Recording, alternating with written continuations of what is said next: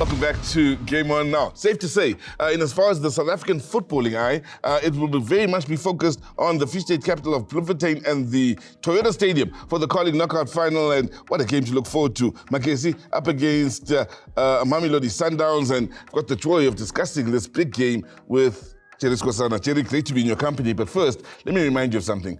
This cup competition used to be known as the Telkom Knockout. Back in 2012, Sundowns were up against Bloemfontein Celtic. Celtic, which was then coached by Larsen. And in the starting lineup was Limegani Umzava, who is now in the starting lineup, or should be in the starting lineup, for Magesi, coached by Larsen. Celtic walked away 1-0 winners then. Mogorosi the scorer. Do you think Larsen, who's had the international break, not to worry about in as far as players going away to play international games? Sundowns players have all been busy in the international break, or mostly been busy. Do you think maybe Magesi could come in for yet another big scalping in this tournament in the final? Thanks, Caesar. But one thing that I'm looking at, it's like when you look at Magesi when they started the Carling Cup knockout, I mean, the last 16 was an away game, quarter-final, away game, semi-final, away game.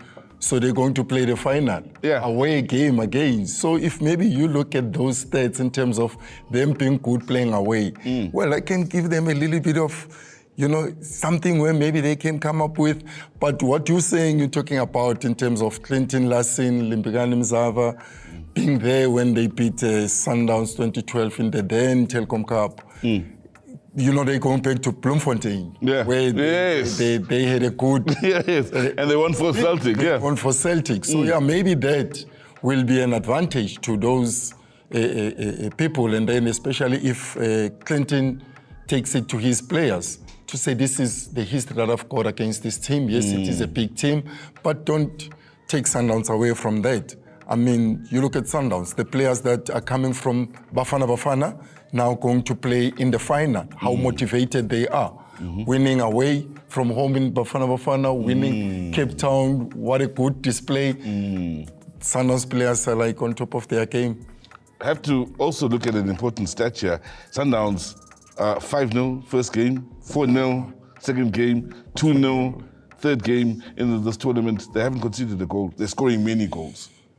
Let's hope this time they will concede. Let's make this it should be interesting. Exciting. It should be exciting and interesting on the day. Let's at least Magesi score one, even if Sundowns score 4 or 5.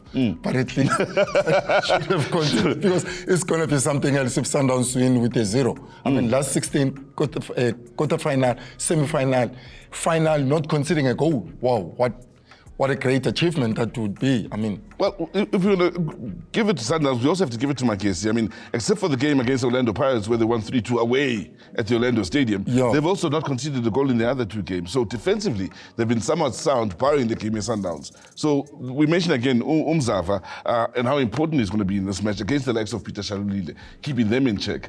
But defensively, they should be slightly confident. Yeah, but they mustn't forget that they're playing the whole... like continent players, you know, I can't say a team as such. I mean, if you look at the guys like Shalulile, you look at Ikram Reyners as well, I mean, being in the Bafana, you know, all these, most of these players from Sundowns, they are from the Africa Cup of Nations qualifiers. I mean, it's a motivation on its own. So for me, yes, I would give the edge to Sundowns, but let's not just take it away from Magesi. They might come with that surprise, but if I have to give it, you know, to say who's going to win, well, it will be obvious for me. It will be Sundowns.